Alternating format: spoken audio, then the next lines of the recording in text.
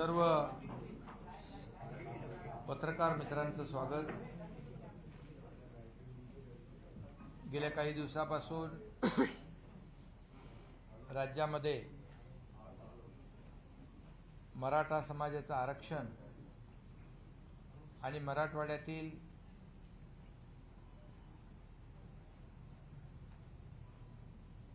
कुणबी समाजाचा दाखला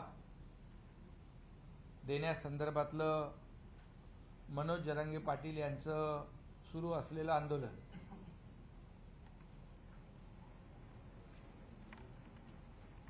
त्याचे पडसाद अनेक ठिकाणी आपण आंदोलनाच्या माध्यमातून उमटताना आपण पाहतोय। सगळ्यात महत्त्वाचं म्हणजे आज सर्वपक्षीय बैठक आयोजित केली होती आणि त्या बैठकीला सर्व पक्षीयांनी आपला अमूल्य वेळ काढून उपस्थिती दिली होती। त्याबद्दल मी सरकारच्या वतीने सर्व पक्षीय नेत्यांना धन्यवाद देतो, त्यांचे आभार मानतो। ही सर्वपक्षीय बैठक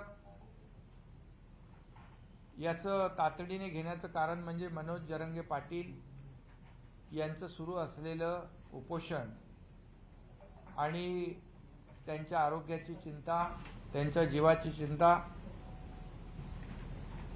सरकारलाही आहे आणि सर्व पक्षीयांनी देखील बैठकीमध्ये ती व्यक्त केली। आणि राज्यामध्ये कोणतंही जे काही कायदा सुव्यवस्था वातावरण निकोप राहावं, शांतता सुव्यवस्था अबाधित राहावी, जाती जातीमध्ये तेढ निर्माण होऊ नये। शेवटी आपलं हे महाराष्ट्र पुरोगामी राज्य आहे आणि जेव्हा जेव्हा अशा प्रकारच्या घटना घडल्या किंबहुना अशा प्रकारची परिस्थिती निर्माण झाली किंवा अशा प्रकारचे प्रसंग आले त्यावेळेचे राज्यकर्ते आणि विरोधी पक्ष आणि सर्व पक्षीय नेते यांच्या बैठका आपण झालेल्या अनेक वेळा पाहिल्या आणि त्यामधून एक सांगोपांग चर्चा असेल, काही सूचना असतील, काही निर्णय घेण्यासंदर्भातल्या काही विधायक बाबी असतील, या संपूर्ण चर्चेद्वारे मग शेवटी संवाद, सुसंवाद आणि त्याच्यातून मार्ग निघतो। आणि म्हणून ही भावना ठेवून आम्ही आज सगळ्यांना बोलवलं आणि त्यांनी उपस्थिती देखील दिली। सगळ्यात महत्त्वाचं म्हणजे सर्व पक्षीयांनी एक ठराव पारित केला। मनोज जरांगे पाटील यांच्या तब्येतीच्या दृष्टीने, त्यांच्या जीवाच्या दृष्टीने महत्त्वाचा असा ठराव की त्यांनी सर्व पक्षीयांनी विनंती केली, सरकार मागणीवर निर्णय काम करतंय, कार्यवाही सुरू केली आहे आणि थोडा वेळ दिला पाहिजे, परंतु तोपर्यंत जे उपोषण जे आहे ते मागे घेण्याचा ठराव सर्वानुमते सर्व पक्षीयांनी केला। त्याचबरोबर आणि त्याद्वारे ठरावाद्वारे देखील आपल्या भावना सगळ्यांच्या मनोज जरांगे यांच्याकडे पाठवण्याची सूचना देखील सर्व पक्षीयांनी केली। मी आपल्या माध्यमातून देखील मनोज जरांगे पाटील यांना विनंती करतो की सरकार आणि सर्व पक्ष आपल्या सोबत आहेत आणि त्यामुळे आपल्या जीवाची आम्हाला चिंता आहे, काळजी आहे। त्यामुळे आपण जी जस्टिस शिंदे साहेबांची कमिटी आपण गठीत केलेली आहे त्याला वेळ द्यावा अशा प्रकारची विनंती शासनाच्या वतीने मी करू इच्छितो। त्याचबरोबर त्यांनी त्यांच्या शिष्टमंडळाच्या बरोबर परवाच्या दिवशी रात्री बैठक झाली, अतिशय सकारात्मक चर्चा झाली आणि त्यामध्ये जी जस्टिस शिंदे साहेबांची कमिटी आहे त्यामध्ये देखील मनोज जरांगे पाटील किंवा त्यांचे कोणी तज्ज्ञ त्या कमिटीमध्ये येऊ इच्छित असतील तर तो देखील निर्णय सरकारने घेतलाय त्यांना त्या कमिटीमध्ये समाविष्ट करून घेण्याचा। कारण जी काही कमिटी कार्यवाही करेल त्याची अपडेट जी आहे त्यांना मिळत राहील, काही सूचनाही त्यांना करता येतील यासाठी तो देखील निर्णय आपण घेतलेला आहे। त्याचबरोबर जे गुन्हे दाखल झालेले आहेत ते गुन्हे मागे घेण्याची विनंती केली गेली गावकऱ्यांच्या माध्यमातून आणि मनोज जरांगे पाटील यांच्या माध्यमातून। सरकारने ज्यांच्यावर गुन्हे दाखल झाले ते मागे घेण्याचा निर्णय घेतलेला आहे। तशा प्रकारच्या सूचना निर्देश संबंधित अधिकाऱ्यांना तात्काळ दिलेले आहेत। त्याचबरोबर जे या लाठीचार्जमध्ये जे अधिकारी दोषी आहेत त्यांच्यावर कारवाई करण्याची मागणी होती। एक उपविभागीय अधिकारी त्यांना तर अगोदरच निलंबित केलं होतं, परंतु त्यांची मागणी होती 3 अधिकारी जे आहेत त्यांना निलंबन त्यांचं करण्याचं। तर त्याच्यामध्ये श्री खाडे, आघाव आणि एक तिसरे अधिकारी, या 3 अधिकाऱ्यांचं देखील निलंबन करण्याचा निर्णय शासनाने घेतलेला आहे। झालेल्या घटनेची खंत सगळ्यांनीच व्यक्त केली। स्वतः गृहमंत्री आणि उपमुख्यमंत्री महोदयांनी त्या जाहीर त्या बैठकीमध्ये दिलगिरी व्यक्त केली। आम्ही सगळ्यांनी खंत व्यक्त केली। दिलगिरी काय, त्यांनी तर स्वतः माफी मागितली आणि त्यामुळे जे लाठीचार्जचं कोणी समर्थन केलं नाही आणि म्हणून जे अधिकारी 3 अधिकारी जे आहेत या अधिकाऱ्यांवर देखील निलंबनाची कारवाई करण्याचा निर्णय सरकारने घेतलाय। त्याचबरोबर मराठा समाजाला आरक्षण देण्याबाबत सर्वपक्षीय बैठकीमध्ये एकमत झालं। कसं द्यायचं या बाबतीमध्ये देखील चर्चा झाली। जे सुप्रीम कोर्टामध्ये रद्द झालेलं आहे ते पुन्हा प्राप्त झालं पाहिजे। इतर कुठल्याही समाजाचं आरक्षण कमी न करता ते दिलं पाहिजे यावर देखील चर्चा झाली, एकमत झालं। माननीय उपमुख्यमंत्री देवेंद्रजींनी देखील त्या बाबतीमध्ये क्युरेटिव्ह पिटिशनच्या संदर्भात किंबहुना कायदेशीर ज्या बाबी आहेत त्या संदर्भात देखील त्या बैठकीमध्ये आपल्या भावना व्यक्त केल्यात आणि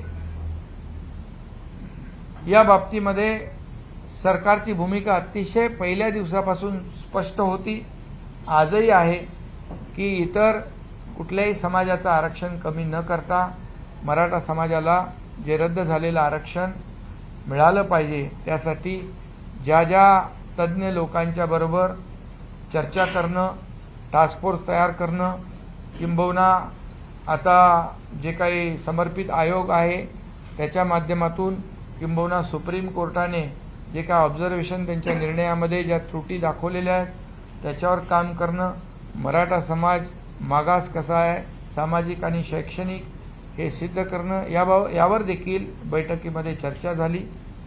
बैठकीमध्ये आम्ही सरकारच्या वतीने जे मराठा समाजाला ओबीसी समाजाप्रमाणे ज्या सुविधा म्हणजे सारथी, अण्णासाहेब पाटील, आर्थिक विकास महामंडळ इतर ज्या काही सुविधा आहेत त्या पण मिळाल्या पाहिजे अशा प्रकारची देखील त्याच्यावर चर्चा झाली। परंतु आपलं हे सरकार पूर्णपणे त्यामध्ये कुठेही कमी पडत नाही।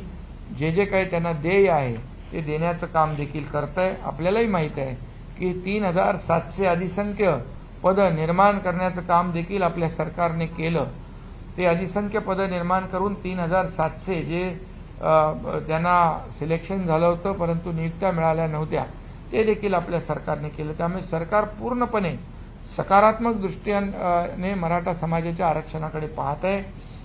फक्त एवढंच आहे की जो निर्णय आपण घेऊ तो कायद्याच्या चौकटीमध्ये टिकला पाहिजे. ते कुठल्याही परिस्थितीमध्ये मराठा समाजाची फसगत होता कामा नये याची काळजी सरकार घेत आहे आणि त्यामुळे पूर्णपणे मराठा समाजाला आरक्षण देण्याबाबत सरकार पूर्णपणे सकारात्मक आहे आणि कायद्याच्या चौकटीमध्ये टिकलं पाहिजे अशा प्रकारचा निर्णय जो आहे तो आम्ही या ठिकाणी घेण्याबाबत देखील चर्चा झाली आणि सरकार देखील त्यावर सरकारची भूमिका स्पष्ट आहे. आणि आता जस्टिस शिंदे साहेबांची जी कमिटी गठीत केली आहे त्याची आज एक बैठक देखील झालेली आहे आणि त्यामुळे कामाला गती आलेली आहे आणि याचा विचार आणि याची दखल घेऊन जे काही आंदोलनकर्त्यांचं म्हणणं होतं, भूमिका होती, जवळपास त्यामधल्या बहुतांश त्यांच्या मागणीला सरकारने मान्यता दिलेली आहे. हां, ते जरांगे पाटील यांची मगाशी मी म्हटलं की त्या जस्टिस शिंदे साहेबांच्या कमिटीत जरांगे पाटील किंवा त्यांचा तज्ज्ञ कुणी त्याच्यामध्ये येऊ इच्छित असेल तर तोही निर्णय आपण आजच्या बैठकीत घेतला आहे की मगाशी मी म्हटल्याप्रमाणे त्यांनाही त्याचं डे टू डे आपण जी काही कार्यपद्धती आहे हे काम ती कमिटी करेल, त्याच्या संपूर्ण माहिती त्यांना मिळत राहील, त्यांना सूचनाही करता येतील आणि त्यामुळे हे सगळे निर्णय जे आहेत हे आपल्या सरकारने आज घेतलेले आहेत.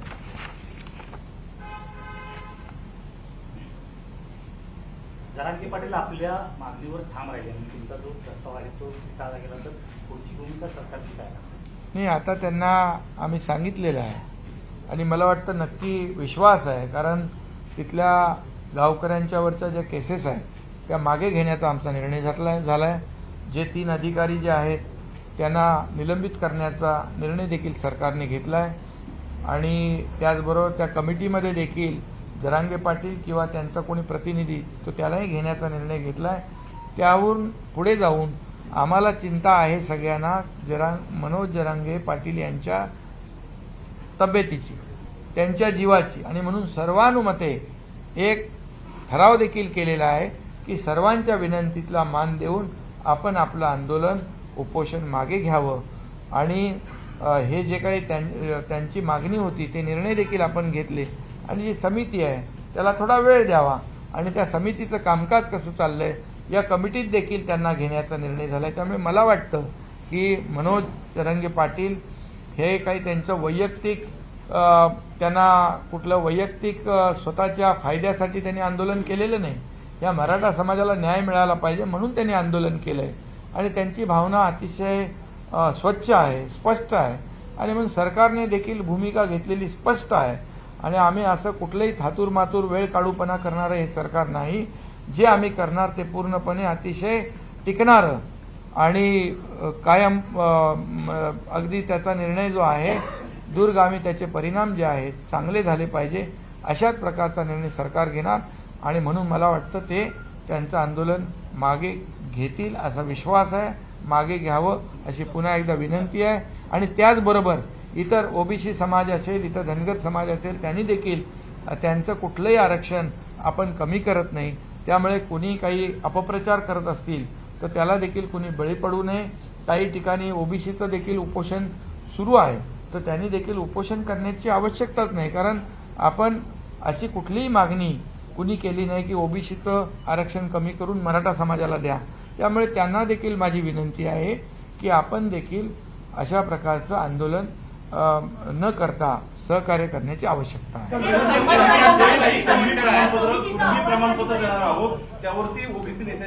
त्यांना 1 महिन्याचा अवधी दिलेला आहे कमिटीला. त्याच्यावर आज पहिली बैठक झालेली आहे आणि त्याच्या स्वतः मनोज जरांगे पाटील यांची इच्छा असेल, त्यांच्या शिष्टमंडळातलं कुणी असेल तर त्यांना देखील सरकारने स्पष्टपणे ती भूमिका घेतलेली आहे.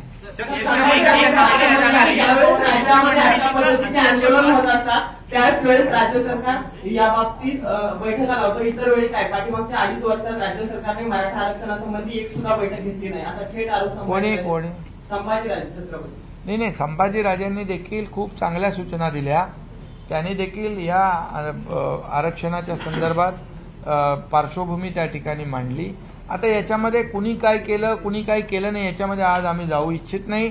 आमचा उद्देश एवढाच आहे, मनोज जरंगे पाटील यांचं उपोषण मागे घेतलं पाहिजे. त्यांच्या जीवाची चिंता आम्हाला आहे, त्यांच्या आरोग्याची चिंता आम्हाला आहे आणि मराठा समाजाला आरक्षण मिळालं पाहिजे ही आमची भूमिका आहे. बाकी आज आम्हाला कुठल्याही राजकारणावर भाष्य करायचं नाही.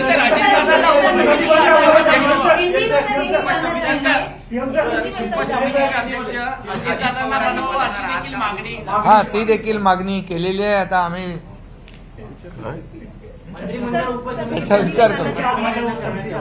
नहीं, इसमें आज जो बैठक हुई है सभी शासन और सभी विपक्ष दलों के नेता उस बैठक में थे.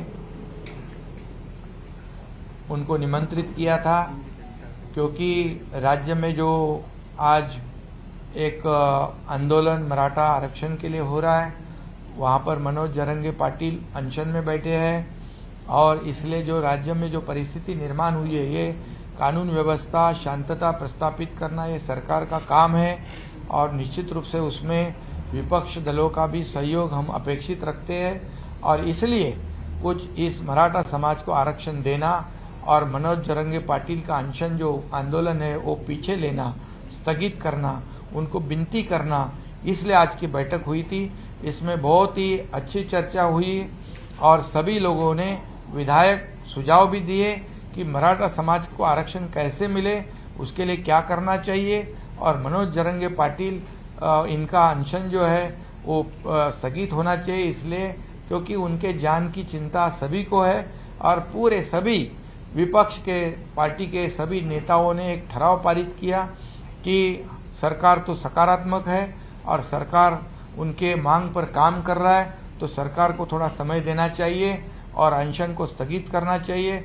ऐसा एक ठराव पारित सभी लोगों ने मिलकर किया और ये ठराव पारित किया. इसलिए मैं ये भी जरंगे पाटिल को आह्वान करता हूँ, उनको भी निवेदन करता हूँ मैं कि ये सभी जो शासन तो है ही है आपके साथ और सभी पार्टी के दल के नेता भी आपके साथ है और इसलिए जो विनती उन्होंने की है हम सब लोगों ने की है कि उसे मान्य करे और ये अनशन स्थगित करे. और उनकी जो मांग थी कि जो लोग जिनके ऊपर गुने दाखिल हुए हैं वो पीछे लिए जाए तो सरकार ने निर्णय लिया है. जितने भी गुने दाखिल किए हैं वो पीछे लिए जाएंगे, उसके आदेश दिए गए हैं, उसका काम शुरू हो जाएगा.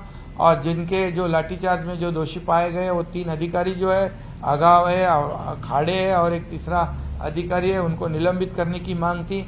उनको निलंबित करने का भी निर्णय सरकार ने लिया है. और ये जो जस्टिस शिंदे साहब की कमेटी है उसमें भी अगर मनोज जरंगे पाटिल और किसी उनके तज्ञ लोगों को उसमें शामिल होना है तो उसको भी वो भी निर्णय हमने लिया है ताकि डे टू डे जो काम की अपडेट है, कार्य पद्धति क्या है उनको अवगत हो जाएगी और उससे उनमें वो सुझाव भी दे सकते हैं.